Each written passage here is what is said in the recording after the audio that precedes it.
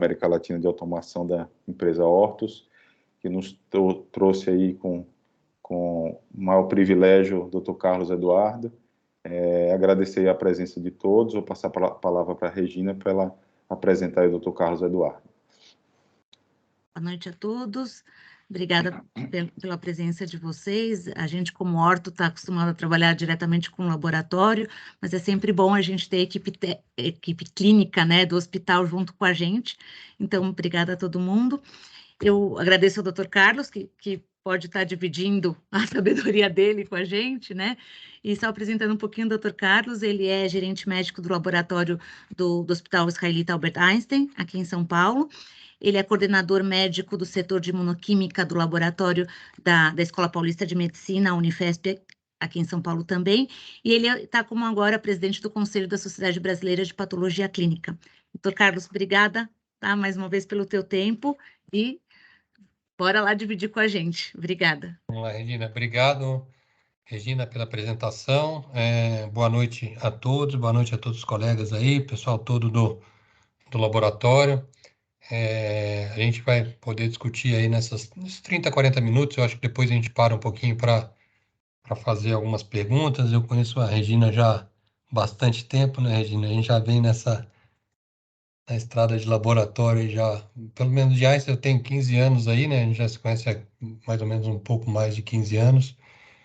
E realmente essa interface entre a clínica e o laboratório é fundamental para a disseminação do conhecimento, né? A gente vai falar de peptídeo natriurético, eu tenho um esforço árduo também há quase 20 anos com as troponinas de alta sensibilidade também, e caso tenha alguma dúvida, um questionamento também, eu estou disponível também para responder alguma pergunta. Eu falei com a Regina, entre os dois eu prefiro a troponina, mas os peptídeos natriuréticos também, acompanhei desde a chegada dos primeiros ensaios, né? Eu estava no Dante até, e o BNP chegou primeiro que a fração N-terminal, a gente vai poder discutir um pouquinho.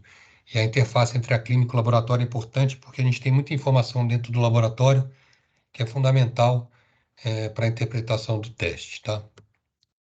Falar um pouquinho de interação clínico-laboratorial, vou fazer um overview inicial em relação a alguns biomarcadores de insuficiência cardíaca, trazer um pouco da história e das moléculas, e depois a gente entra aí na discussão tanto clínica e laboratorial e a diferença entre os peptídeos.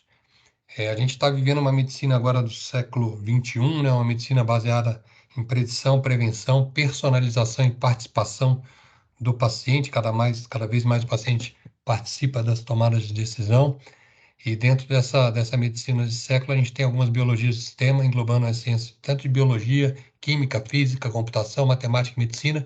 Eu posso dizer que dentro do laboratório, eu tenho um profissional de cada uma dessas áreas trabalhando dentro de um laboratório clínico, para vocês terem mais ou menos a dimensão da complexidade que a gente está indo para a questão do diagnóstico, né? Hoje a gente tem técnicas aí de sequenciamento de última geração, a gente tem técnicas de espectrometria de massa, e a gente tem essas técnicas que se aperfeiçoaram muito ao longo dos anos, né? Que a gente vai estar discutindo aqui, um ensaio de quimiluminescência, e a quimiluminescência veio derivado da técnica de ELISA e ganhou muita sensibilidade analítica e funcional, por isso que os testes mudaram a interpretação ao longo dos anos também. Sempre pensar que o paciente é o centro das atenções, né? A gente tem aí como finalidade um diagnóstico correto para, sim, aí guiar uma terapia direcionada para o diagnóstico, a partir do momento que você dá um diagnóstico errado, você coloca em risco a segurança do paciente, isso é muito importante, o diagnóstico correto. Esse é o nosso dia a dia dentro do laboratório. Eu falei da interação entre a clínica e o laboratório. A gente tem uma linha que é imaginária entre a clínica e o laboratório. O ideal é a gente quebrar essa linha, tá? Então, paciente centro das atenções, sempre com sinais e sintomas, tem história clínica. O colega traça as hipóteses para investigar, solicita os exames, orienta uma conduta, orienta o paciente, toma uma conduta, e aqui parte todo o processo dentro do laboratório. Orientações de coleta e transporte de amostra biológica, isso é muito importante, pode impactar diretamente no resultado do exame, o processamento de estocagem, o processo analítico em si. Essa fase toda, antes do processo analítico, a gente chama de fase pré-analítica. Aqui concentra praticamente 70% do erro do laboratório, tá? Então, aqui que é um interesse bem específico, né? A gente está dentro do laboratório, conhecer todas as variáveis que podem contribuir para o erro. Aí, no caso, o erro do próprio exame, né? O erro pode ser próprio pela característica da amostra. Aqui, a chance do erro do laboratório é pequena, em torno de 10%, e o restante aqui, colocar em torno de 20%, toda a parte que valida os resultados, estabelece valores de referência. Aqui, um ponto importante para os peptídeos natriuréticos, né? A gente vai ter a oportunidade de discutir os pontos de corte. Tá? Gera um laudo, interpreta os resultados, toma conduta, solicita novos testes e assim por diante. A gente tem uma gama grande de exames dentro do laboratório, uma alternância contínua, né, de exames. Aqui a gente tá falando de um deles, né, os peptídeos natriuréticos, começaram com BNP, agora você tem a molécula do NT para BNP disponível também por várias indústrias. A tendência é que a gente trabalhe mais essa fração N-terminal. E do lado clínico aqui, você pode colocar para qualquer patologia aqui, desde o infarto, insuficiência cardíaca, uma variedade de apresentações clínicas. O paciente normalmente não chega só com uma patologia renal crônica, diabética, hipertenso e assim por diante. Tudo isso são fatores complicadores na hora de interpretar os exames, tá? Transição epidemiológica, a gente vive no país também diferentes raças e costumes, isso pode ser um fator na hora da interpretação também que deve ser levado em consideração. A gente está vivendo uma transição epidemiológica, o mundo está envelhecendo, né? As doenças crônico-degenerativas estão aumentando. É lógico que a gente teve aí um impacto grande de uma doença infecto-contagiosa da Covid recentemente que mudou um pouco, mas praticamente a gente vai estar vivendo muito e está sujeito a essas infecções crônicas degenerativas, tá? Essas patologias.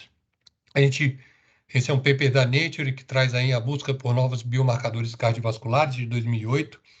A gente tem aqueles biomarcadores de seleção com qual o paciente não tem nenhuma doença aparente. Ele classifica aqui aqueles pacientes que são suspeitos de ter doença aqui, biomarcadores de diagnóstico, tá? E os biomarcadores de prognóstico, tá? Tanto a troponina como o NT-proBNP são excelentes marcadores de diagnóstico e de prognóstico, tá? Então, biomarcadores de seleção, isso que a gente tem pouco, identificar os pacientes que têm potencial risco para o desenvolvimento das doenças. Como eu falei da técnica de espectro de massa, tanto a ressonância, estão contribuindo para essa descoberta desses marcadores. Eu acho que esses dois que eu comentei já estão muito bem estabelecidos na prática clínica. Entrando aqui, vocês terem a dimensão de quantos biomarcadores podem ser utilizados aí na avaliação do paciente com insuficiência cardíaca, tá? A gente vai discutir aqui, por essa classificação do Brown-Wald, biomarcadores de estresse de miócito, tá? Então, aqui o BNP e o NT-proBNP, mas existem diversos outros biomarcadores para acompanhar o paciente com insuficiência cardíaca. Esses dois aqui com maior importância e diagnóstica e prognóstica na insuficiência cardíaca. Essa é uma outra classificação da Federação Americana de Química Clínica, que traz aqui a classificação do BNP e do NT-proBNP como marcadores neurohormonais, tá?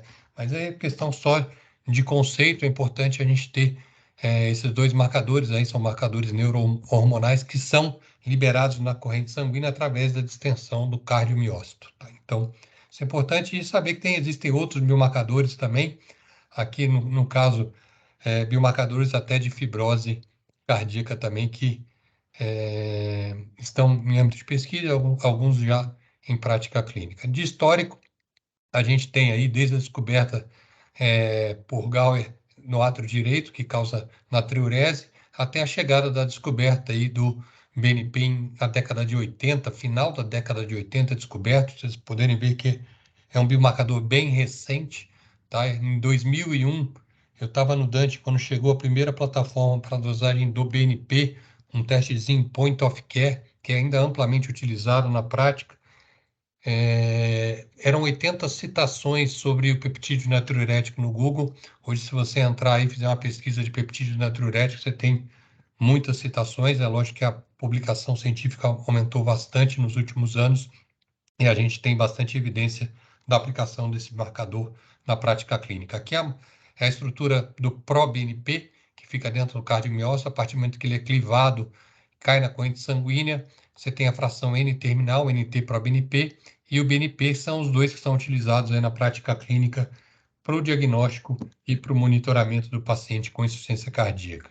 Tá aqui, para quem está mais dentro do laboratório, eu falei das fases pré-analítica, analítica e pós-analítica, tá aqui tanto para o BNP quanto para o NT-proBNP. É importante conhecer alguns interferentes, dependendo do kit que o laboratório trabalhe. Você pode ter interferentes com hemólise, com a biotina, tá? Pacientes que fazem uso de altas doses de biotina, dependendo do ensaio do laboratório, pode sofrer interferência, e o tipo de amostra também, se é soro, se é plasma. Isso é sempre importante verificar no kit do fabricante, tá?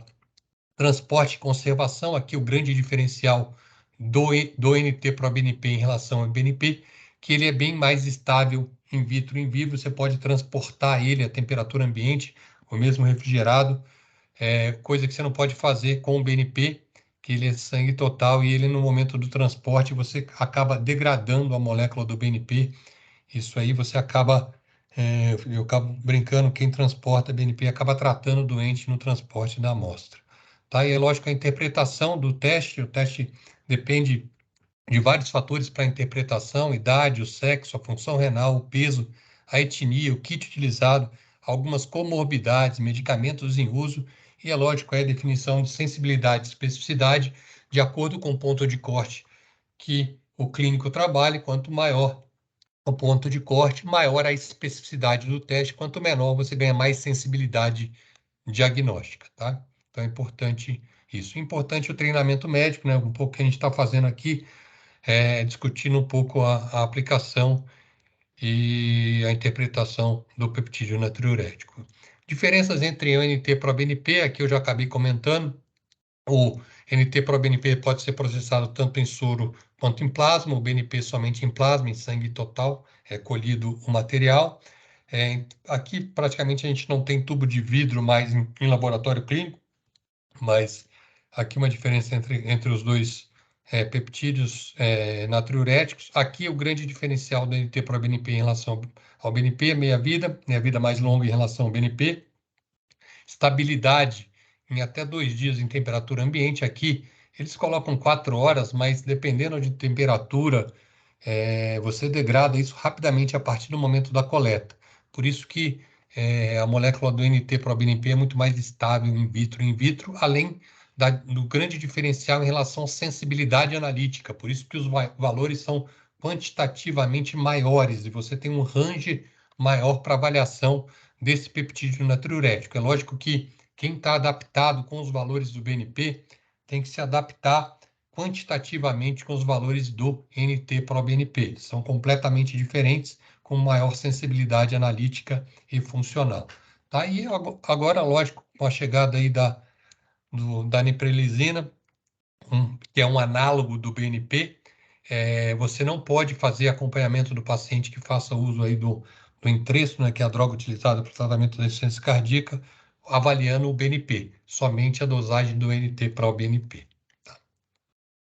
Aqui só para mostrar as diferenças, né, em temperatura ambiente, a estabilidade da amostra, eu já falei, né, o BNP vai degradando ao longo do tempo. Aqui também em geladeira, também a degradação é um pouco mais lenta, mas ocorre. Sensibilidade funcional e coeficiente de variação do ensaio, ele é menor em relação ao BNP, tá? Então, o NT-proBNP tem uma maior precisão analítica comparado com o BNP, né? Tem maior imprecisão analítica. Tá? A detecção precoce da insuficiência cardíaca também, nas classificações clínicas para insuficiência cardíaca. Então, o NT-proBNP consegue distinguir melhor os tipos funcionais aí no estadio clínico do paciente. É importante falar, né, a gente comentou aí no início, antigamente não haviam coberturas dos convênios para os peptídeos natriuréticos, tá? Hoje a gente já tem cobertura, já tem uma tabela SUS, também, né, foi aprovado no Conitec no relatório de recomendação em 2018, em 2020 já tem o código SUS definido aí, tanto para o BNP como para o NT-proBNP. Esses são os principais ensaios disponíveis no mercado, tá? Então, a gente tem essa quantidade grande de ensaios entre BNP e NT-proBNP. Aqui eu destaco o ensaio da Orto, que trabalha com a molécula do NT-proBNP, né? Que é o ensaio que vocês utilizam aí no serviço de vocês, tá?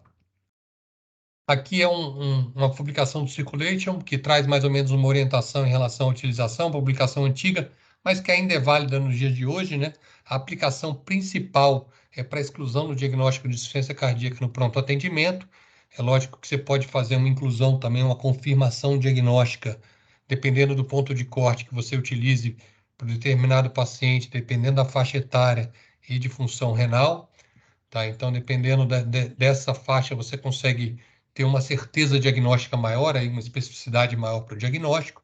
E é lógico que a indicação clínica que está sendo bem discutida aí, tem literatura vasta e ampla, é o segmento do paciente internado, tá? Esse aí, para o paciente que interna com insuficiência cardíaca, eu sou um adepto da utilização do marcador para o paciente internado, visto que você consegue monitorar melhor a terapia do doente, né? Você sabe, lógico, tem a melhoria clínica, tem os outros parâmetros de avaliação de melhora, mas com o marcador você consegue enxergar um pouco melhor essa, essa melhora, né? E a gente tem muita evidência de que quem tem alta com um marcador elevado, a chance de reinternar é muito grande, tá? Isso já está bem documentado também.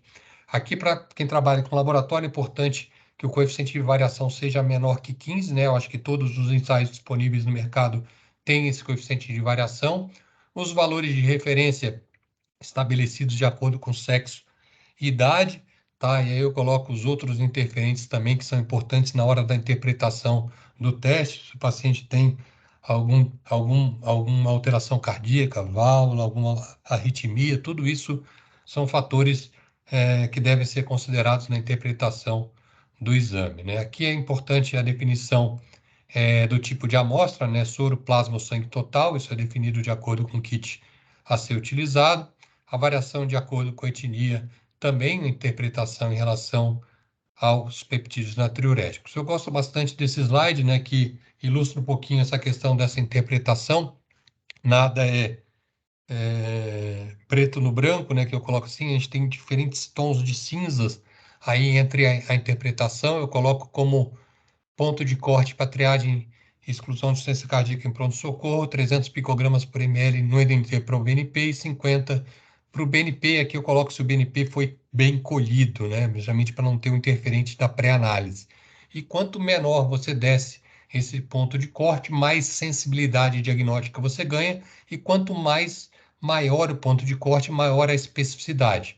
Isso é lógico, levando em consideração todas as variáveis que eu coloquei aqui embaixo, que a gente vai poder discutir um pouquinho nesse slide também. Aqui traz em relação à sensibilidade e especificidade. Aqui, desculpa, os pontos de corte que eu coloquei para vocês em relação ao BNP e o NT para o BNP, de 300 para excluir insuficiência cardíaca.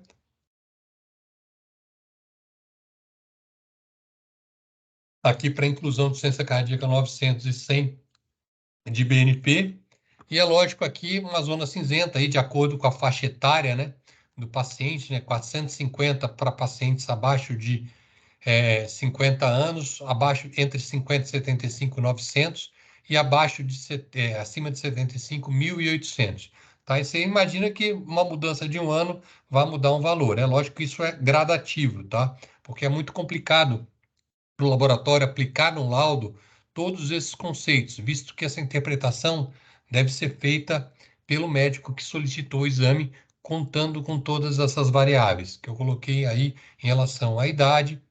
Aqui uma outra variável importante é a função renal, tá? E aqui ele coloca para todas as idades quem tem taxa de filtração glomerular abaixo de 60, 1.200 para BNP, para todas as idades, e o BNP 200, tá? Então, todos os dois sofrem interferência aí com a função renal.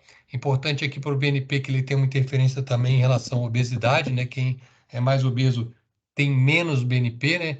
A explicação aí mais plausível para isso que a gordura impede a saída aí da molécula do coração, né? Você tem uma quantidade de gordura que possa estar impedindo a saída, mas isso não é muito bem explicado também, porque o obeso tem concentração menor de BNP.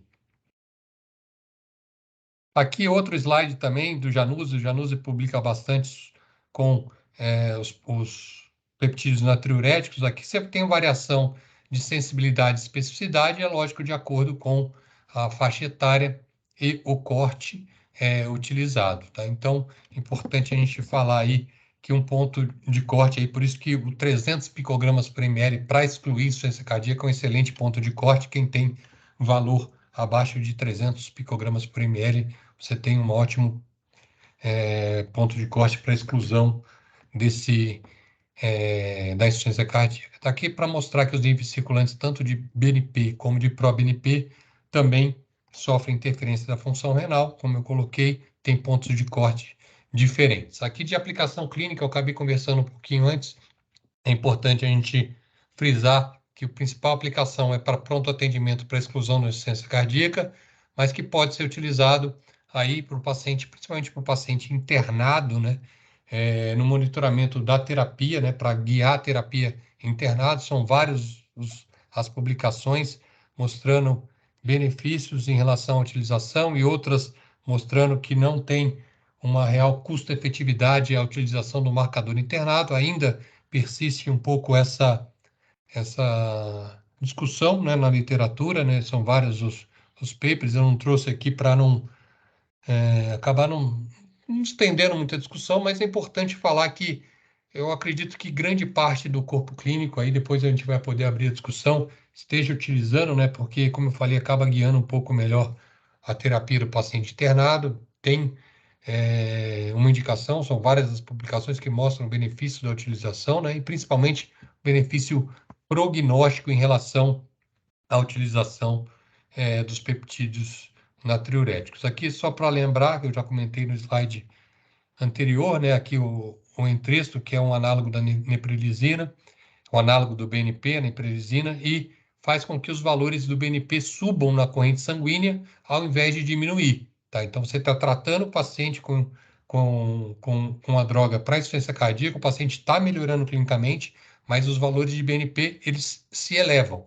Tá? Então, não pode ser utilizado o BNP para segmento do paciente que faz uso do Entresto. Tá? Então, esse paciente tem que ser monitorado com o NT-proBNP. Tá? Então, isso é importante a gente colocar.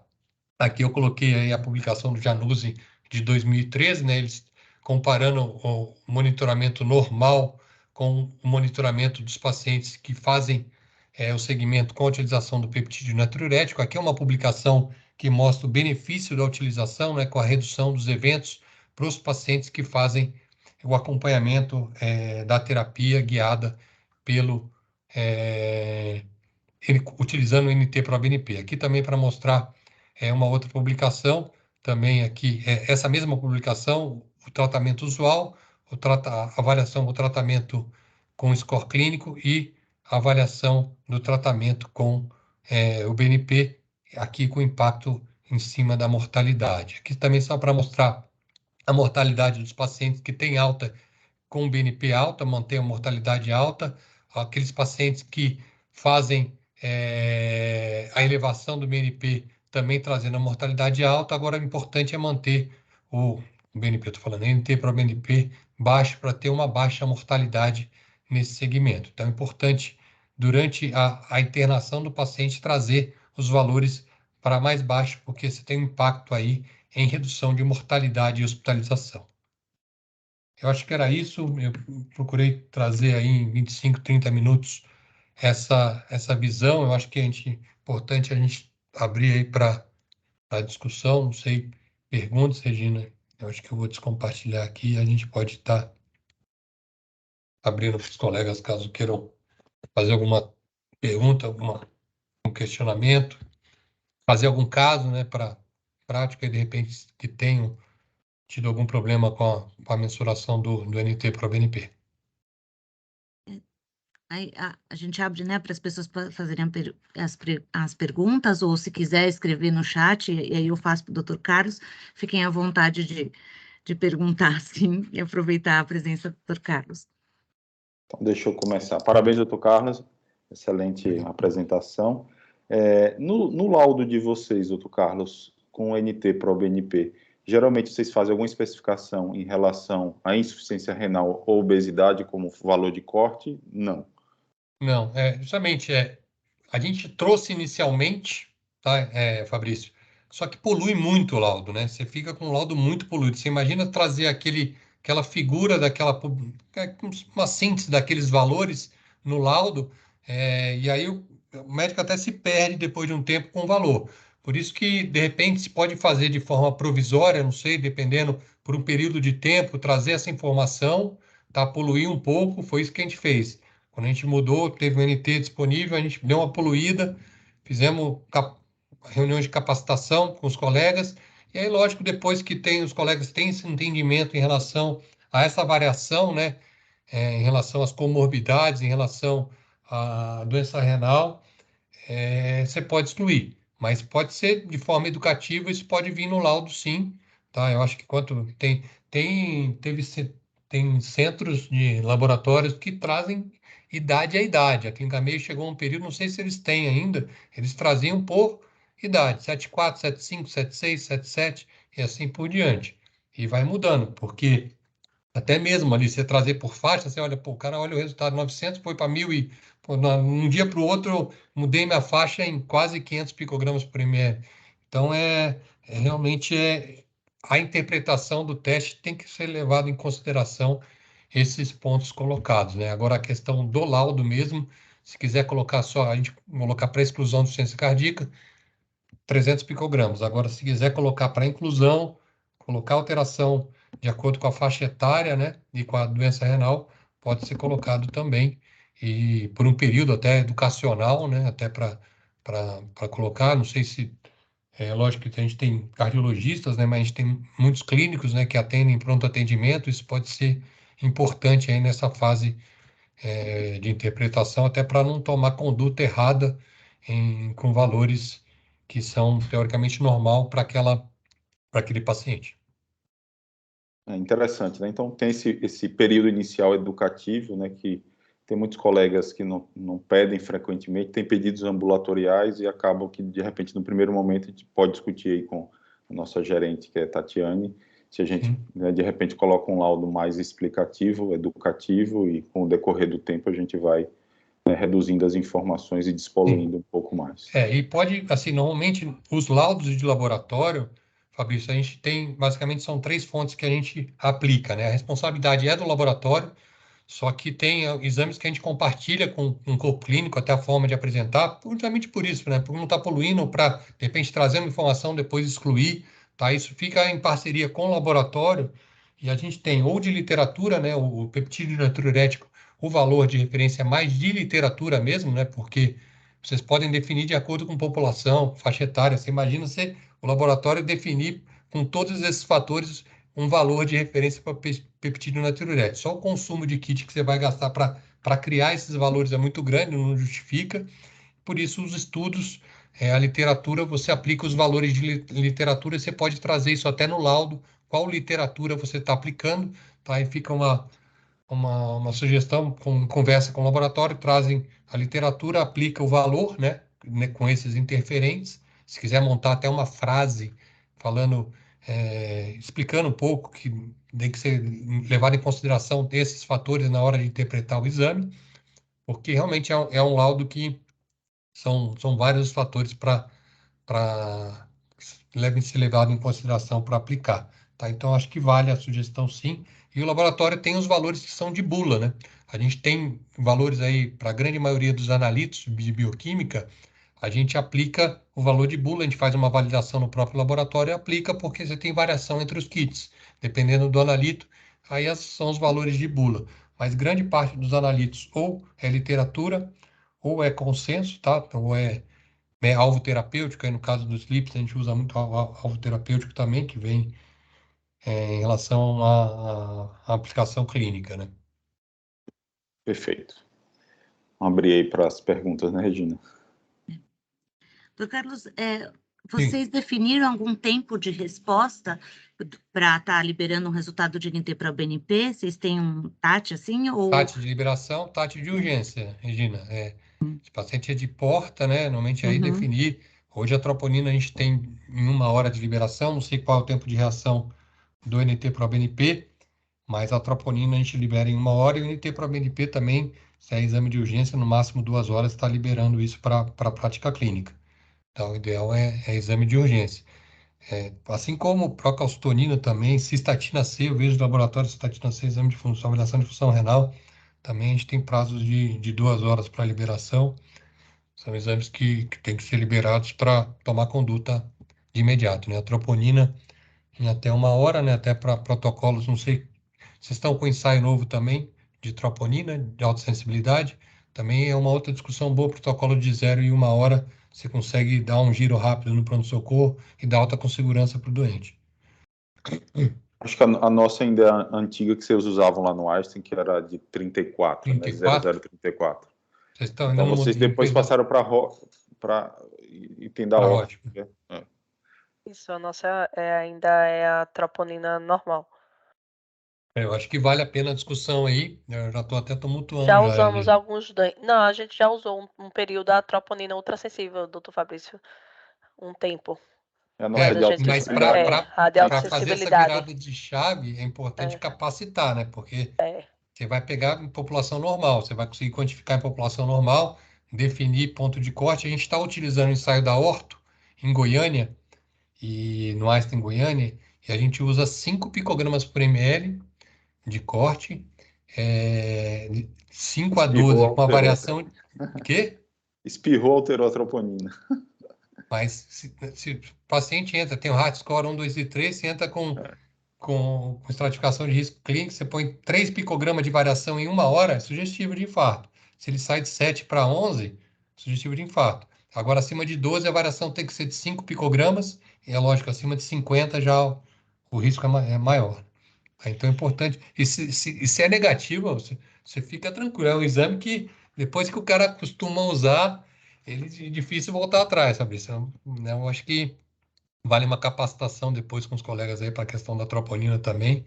Eu acho que hoje a gente tem dificuldade, tanto que a gente só está com um centro que usa um point of care que tem uma sensibilidade de 40, ninguém quer mais.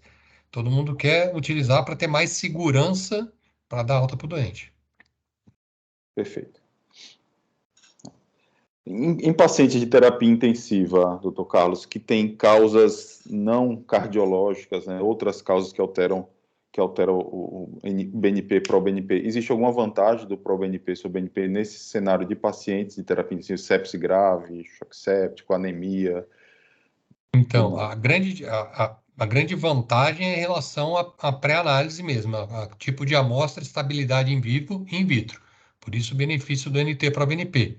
Por isso que eu falei, eu acho que em breve a gente só deva ter o NT-proBNP. O grande desafio é conseguir mudar a cultura médica em relação à solicitação, né? Até tem laboratórios que só tem esse e só libera esse. Agora, no momento que você tem os dois disponíveis, eu tenho esse problema no Einstein, eu tenho os dois, a gente faz um esforço na tentativa de mudar, até para se adaptar com os valores, né? Mas daqui a pouco a tendência é que a gente fique com um só, e até porque a indústria mesmo vai ter só uma fração N-terminal, tá? Mas em relação ao paciente crítico aí, mais o fator confundidor realmente é a qualidade da amostra, tá? O paciente crítico, ele tem, na hora de se obter a amostra, dependendo se é amostra de catéter, dependendo da volemia, diluição de amostra, tudo isso são fatores que interferem diretamente quantitativamente não só nesse exame, como em outros parâmetros de laboratório. Ali a chance do erro é maior, tá?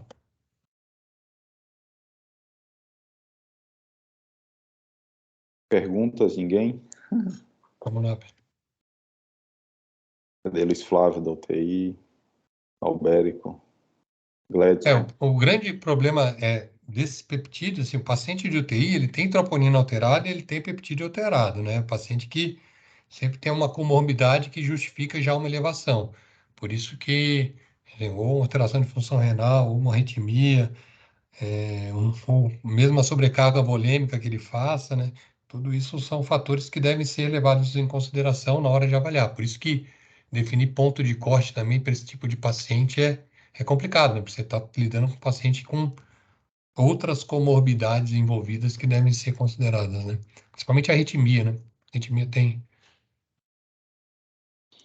E tem fator prognóstico, né? Se não tem diagnóstico, né? Então você pega um TEP com ProBNP, BNP alterado, esse paciente morre mais do que... Morre mais. Isso tanto para o NT-proBNP em uma arritmia, como com troponina também. Tá? A troponina também é excelente marcador prognóstico. Quem tem troponina mais alta morre mais. Qualquer paper que vocês forem pegar Até hoje eu falo, não tem nenhum que não mostrou o contrário. Qualquer patologia, sepsis, insuficiência cardíaca, fibrilação, qualquer uma. Vamos ver se alguém se manifesta para a pergunta. Vamos lá, Doutora não sei se de Joselina. repente tem algum caso, doutora Joselina. Doutora Joselina, o microfone, doutora Joselina. Está mudo. Pronto. Boa noite. Boa noite, doutor Carlos. Boa noite, Fabrício. Parabéns aí por mais um evento. Boa noite, doutora. O doutor Carlos Eduardo, é o seguinte, eu trabalho no hospital universitário e nós estamos fazendo lá uma força-tarefa para conseguir o sacubitril valsartana para os pacientes de ciência cardíaca pelo sistema SUS.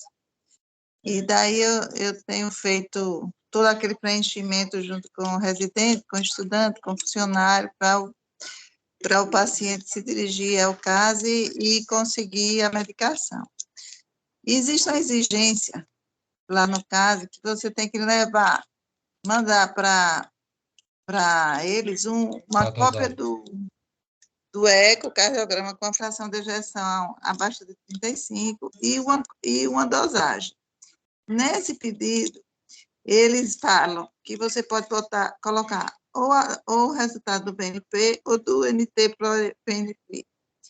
E aí eu lhe pergunto assim, qual é a sua experiência nesse aspecto? Por quê? Porque a dosagem é cara. O paciente do SUS tem dificuldade de comprar ou de fazer o exame, de pagar o exame. Os convênios também, não sei se todos pagam, mas no SUS não existe no próprio hospital universitário, a gente conseguiu uns kits, mas já acabaram. Então, a gente não tem. E aí, o BNP é mais barato, né? Eu sei que aqui em Aracaju é em torno de R$80, e o BNP é em torno de 400. Então, eu queria saber, assim, qual é a sua experiência. Por exemplo, o paciente que já usa a medicação e está fazendo uso ou por amostra grátis ou por compra com dificuldade, não estava comprando, mas agora não consegue mais comprar, ele já usa a medicação. Então, eu posso colocar o pedido só do BNP, que é mais barato, entendeu? Não Ou pode. o que é virgem de tratamento. O que é virgem de Que eu tô tratamento pode. O que é virgem, eu posso colocar o BNP, que é mais barato. Sim. Agora, o que já está usando, eu tenho que colocar o NT para o BNP, não é isso? Sim, porque E aí, o que se a acontece? senhora usar o BNP, os valores, eles aumentam, tá? Eles aumentam. Se a senhora colocar, para justificar a compra, a senhora vai conseguir justificar a compra, só que para o segmento do paciente, ele não tem decaimento, tá? Se for para justificar a compra, ele vai estar com valor até mais alto, utilizando o BNP, tá? Se ele já vem em uso da niprilizina. Agora, se ele está em terapia para avaliar o paciente se está melhorando, só com NT-proBNP. Em relação à cobertura, né, eu comentei na apresentação, já tem tabela SUS, é só que a tabela SUS, a gente conhece bem a tabela SUS. Eu fui checar o valor, é R$27 que tem de cobertura da tabela SUS para os peptídeos natriuréticos. É lógico que tem que fazer um esforço grande. É lógico que esse custo ele cai com a utilização do teste, isso é uma curva normal dos testes de laboratório ao longo do tempo, assim como foi com a troponina. Hoje, com a troponina, a gente consegue valores mais baixos para comprar insumo, mas quando ela chegou no início, os valores eram altos. A partir do momento que os médicos vão solicitando, a gente vai tendo aumento dessa demanda, a tendência do custo é cair, tá? Mas esse é o valor que é repassado pela tabela SUS. Agora, para cada convênio tem um repasse específico. Os convênios são obrigados a cobrir, né? Já estão na incorporação aí. Agora tem que ver quanto cada tabela tem de retorno. Mas em relação a pegar a medicação, virgem de tratamento qualquer um. Agora, se o paciente já faz uso, é só para justificar a retirada da medicação, a senhora vai estar com um laudo que vai estar com um resultado que não é o resultado do paciente, porque ele vai estar com um BNP maior do que ele estaria. Se ele estiver bem tratado, ele vai estar com um BNP maior. Para acompanhar a terapia, somente o NT-proBNP, tá?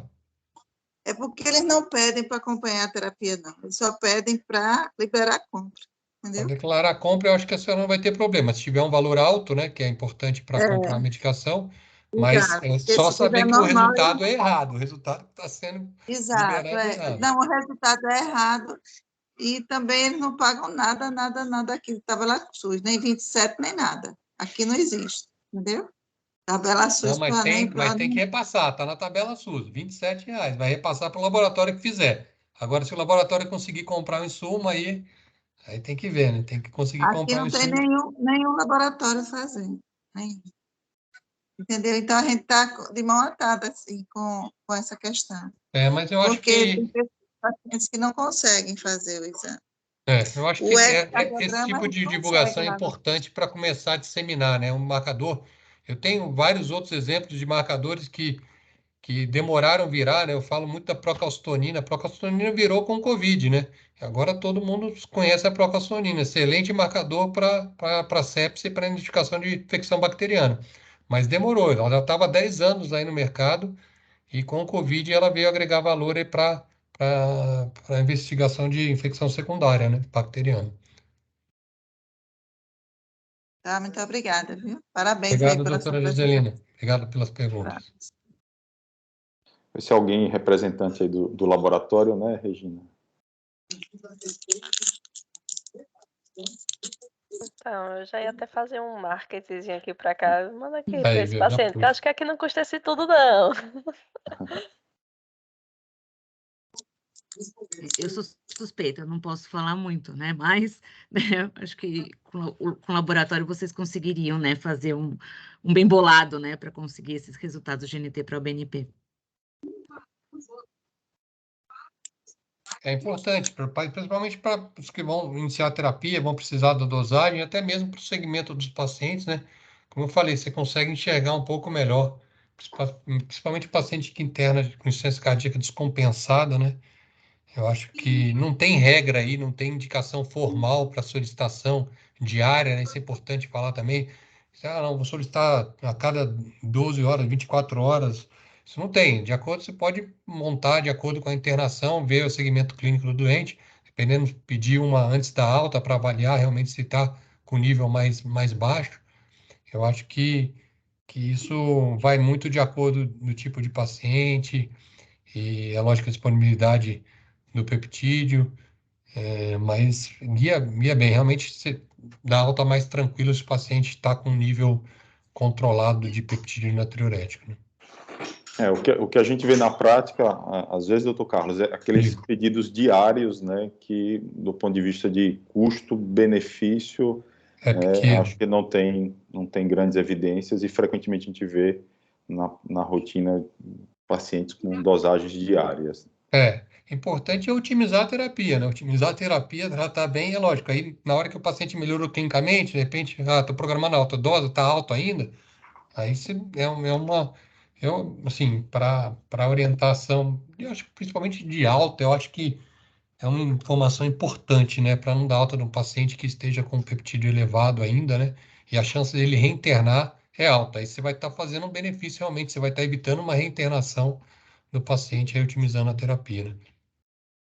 Perfeito. Alguém mais? Alguma pergunta a mais? Alguém da UTI, do laboratório, né, Regina? Clínicos, temos clínicos vários aí, então, né, os clínicos... Do laboratório importante, Regina, eu acho que é isso, essa molécula, assim, eu sou um defensor da fração N-terminal justamente por isso, né? Porque eu não sei como é a solicitação de BNP também na cidade, assim, tem muito problema, o laboratório transporta a amostra, quem transporta a amostra tem impacto direto na qualidade do resultado do exame, né? Você vai tratando o doente quando você está transportando o BNP. Isso eu falo porque a gente faz muita coleta domiciliar em São Paulo, e a gente não colhe BNP em domiciliar, né? A gente orienta a coleta do NT para o BNP. Tá? Então é importante isso, justamente porque você imagina, você vai pegar a amostra, tirar da casa até chegar no local, você está degradando, né? Por isso que é importante aí o N-terminal. Do ponto de vista prático, no hospital a gente tirou, a gente tem os exames que é só clicar clicar no sistema, a gente tirou o BNP e colocou o NT para o BNP em todos. E aí os clínicos têm que, eu acho que vão se adaptando com os valores, né, a interpretação, Eu falei tanto do NT para o BNP, também depois se fizeram a virada para a troponina de alta sensibilidade também, capacitação, estruturação do protocolo, acho que é isso, educação médica aí, eu acho que é importante, eu acho que vale essa orientação no laudo, Fabrício, que a gente comentou, educativo aí por um período, né? Ainda mais que tem essas informações em relação agora ao entresto também, botar uma frase, né, importante para o paciente, só que faz uso, avaliar clinicamente somente com NT para o BNP, não utilizar o BNP, mas como vocês só têm o NT, então isso não tem fundamento, mas se quiser colocar informação até para eles saberem fora, né, para prática, em outro local, tudo, é válido também. Maravilha. Alguém mais? Alguma pergunta? Alguma observação, Regina? Grande bioquímica e farmacêutica. Obrigada, doutor Fabrício. Não, é só agradecer mesmo a oportunidade, né, do Hospital Primavera, da gente estar podendo também falar um pouquinho dos testes do nosso laboratório, né, e como a gente quer cada vez mais estar de acordo com a necessidade da parte clínica e do hospital, tá bom? Muito obrigada mesmo. Vocês vão para o Rio, para o Brasileiro Mundial? Vocês vão ter alguém? De repente, se encontra lá, vou estar lá, de 13 a 15 eu estou lá. Eu Mas também irei. Nós vamos levar uns trabalhos aqui de Sergipe, nós estamos fazendo umas pesquisas e vamos levar os alunos, né, para a apresentação dos temas livres. Legal, eu vou ter uma mesa de troponina lá. Legal, de 0 e 1 hora, vai ser bacana. Quando nós revisamos o protocolo, nós trouxemos o Fábio Pita presencialmente, estava na fase, né, que ele é responsável pelo protocolo lá do Einstein, né? Então, eles também depois viraram, na época estava virando para troponina de alta sensibilidade, ultrassensível. Então, a gente vai dar esse pontapé e também é um desafio grande, né? Essas mudanças. E um exame que vai entrar agora, que a indústria claramente está trabalhando, é para aplicação de estratificação de risco, né? A troponina para estratificar risco cardiovascular. E eu acho que, assim, eu já defendo isso já há um tempo, pela aplicação prognóstica dela, eu acho que agora vai provavelmente esperar, vai demorar um tempo até virar consenso, né? Mas eu acredito que deve entrar. E a gente usou indiscriminadamente a proteína C reativa aí, um exame de baixa especificidade. Agora a gente tem um que é praticamente 100% específico do coração, a troponina, para avaliar risco cardiovascular, né? Eu acho que vai ganhar um espaço aí para a prática também em breve, a solicitação ambulatorial da troponina na identificação do risco cardiovascular do paciente. Maravilha, queria agradecer. Quer falar, doutora Joselina? Depois a gente coloca a troponina aí com um trabalhozinho com X3 para chatear. A troponina tem umas publicações com troponina inferior a 4 picogramas por ml, você dispensa o teste de esforço, né? Teste branco. Tem alguns cardiologistas que não vão gostar muito, né? Fazem teste, mas Isso. o laboratório vai curtir mais. Mas deve ser um bom marcador para o paciente de ambulatório, principalmente para baixo risco, né? Você fica tranquilo, o paciente não tem um risco maior, né? A gente vai ter valor de referência para a população de acordo com sexo e idade, né? Mulher é um valor mais baixo, próximo a 3, homem próximo a 5 picogramas por ml é um valor de normalidade. Valeu, pessoal. Queria agradecer, Regina e a Orto, por essa oportunidade de trazer o Dr. Carlos, aí uma referência aí na patologia clínica, né? Um grande nome, com uma bagagem científica muito grande, experiência prática, né? Que trouxe um pouquinho, né, desvendar aí esse NT-proBNP que a gente está usando e surgem várias dúvidas, então, extremamente oportuna, é importante essa reunião, e é sempre um desafio a gente, né, propagar essas informações e cada vez mais, né, trazer com novas opções aí, troponina, e que a gente tem mais de arsenal aí no laboratório para nos ajudar na prática clínica diária. Obrigado, doutor Carlos. Obrigado a todos aí pela participação. Viviane do CEP, como sempre, doutora Joselina sempre participando e dando força aí às nossas reuniões. O doutor Carlos, qual será o dia da sua mesa redonda lá no Mundial? Acho que eu vou na quarta feriado, quinta é sexta-feira. Quinta ou sexta, preciso ver, não lembro direito. Eu vou procurar para escutar. Tá bom. Tá bom, então. Boa noite Valeu. a todos. Carlos, Obrigado, obrigada, tchau, Fabrício. valeu. Tchau, Obrigado. obrigada.